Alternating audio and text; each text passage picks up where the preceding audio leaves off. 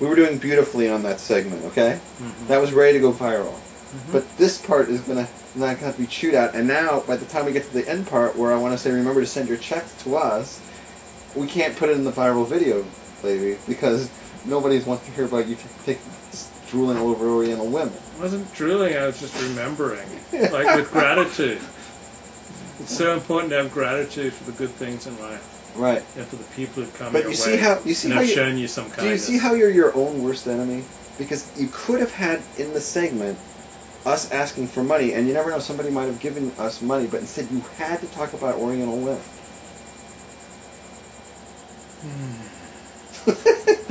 Here's my prediction for tomorrow, and I'm willing to bet on this one. Here, you're going to see a segment on his YouTube, and it's going to have this whole conversation on it. And that will go viral, by the way.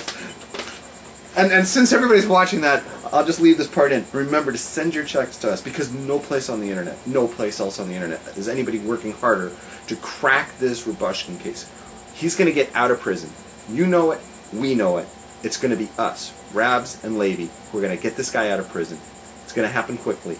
You want to be part of it. Keep sending your checks to us. So important. And where else on the internet is your money, your non-tax deductible dollars going to go? Right? Get him out of prison, and at the same time hear about how there's a thing called an Oriental woman bailout. Who else is going to talk about that in the same show? Maybe they're not going to find that anywhere. That's the beauty of this show, right? And if you donate money to the show, you can call in on my cell phone. We'll put you on speaker, and the whole world can hear what you have to say. Hey, how come nobody's called in already? Come on, give us a call. Do you give your phone number out to anybody yet? No. Nobody wants to call in? No. They don't want to call in. We don't need to beg them when the time comes, when they feel the inspiration, when they feel Heavenly Father saying, call into the show. Right. You know what? I want to mention we were talking about money and stuff. People should send their money. I want to remind her that the first of the month is coming up this week, lady. The first of the month, before we have our next show next week. Next Monday night's our next show. Before then is the first of the month. And we've said that we want our checks to come in the beginning of the month. So remember, folks, if you're a sponsor, you should be getting ready to send us money at the top of this month, which is this week. So let's get that ready. And if you're not a sponsor yet, you should be. Go ahead. So I got something really humiliating to share. Go for it. So the last few years have been pretty tough for me financially, and so various times I've asked people, oh, hey, can I borrow $500? And the only people who've come through for me have been my family. So like all these other people said no, or they just didn't say anything. So it's so embarrassing to ask to borrow money. And then it's really embarrassing when they turn you down. But like my family though has always come through for me. So do what I do, just do what I do, and just humiliate yourself and throw yourself on Facebook. I don't think I could cry. I couldn't do it on Facebook. I do it. I just say, look, folks, here's the facts of life.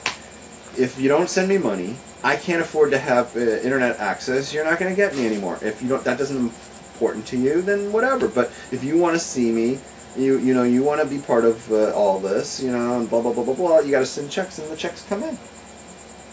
And I just. How much shame does that cause for you? None. You would think like it would only cause shame with people like who are like you say, like Facebook is a parking lot for everybody, from different aspects of your life. Like I'm sure there's certain people in my life who I probably wouldn't go to for this because like I don't feel comfortable. But like I only ask people who weren't really in my life.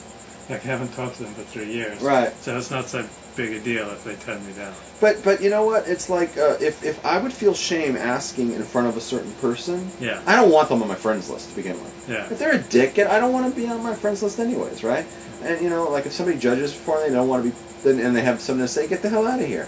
I'm just going to kick them off my Facebook. Maybe they'll leave. I don't care. You know what I mean? It's like I don't have a problem. I'm saying like, folks, you guys, added me. You're the people that have to bail me out. Rabs offers other opportunities. Yes, I offer the best the opportunity to give tzedakah. Right? That's why I'm no shame. I wrote it in my book. I ain't too proud to beg.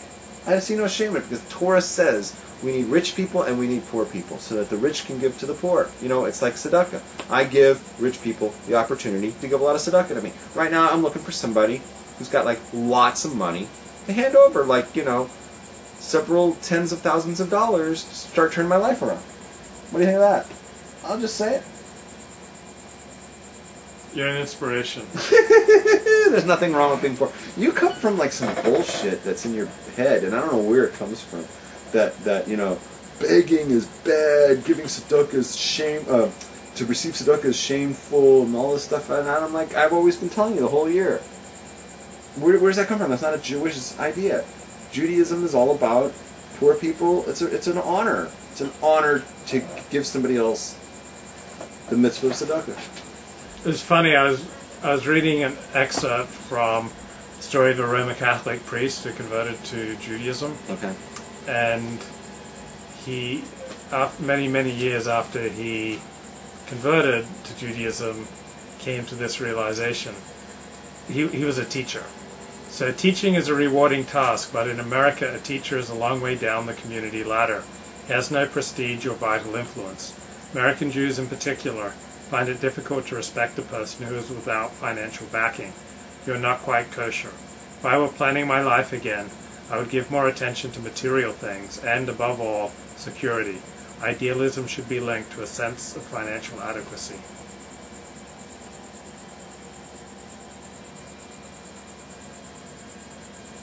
Abraham Isaac Carmel.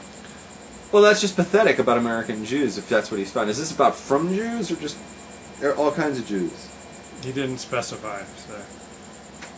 Well, I think that's really disgusting if that's the truth, right? You know, because in the from world, I mean, the from world does a lot of things that it shouldn't do. But from world should respect somebody who's poor. You know, Torah spends a lot of time, the oral Torah particularly spends a lot of time talking about how important it is to take care of the poor, and there's nothing disrespectful. You know, and I'm going to get to this. I went off a little bit about this a couple weeks ago. I think it was here. I was thinking I was sitting here.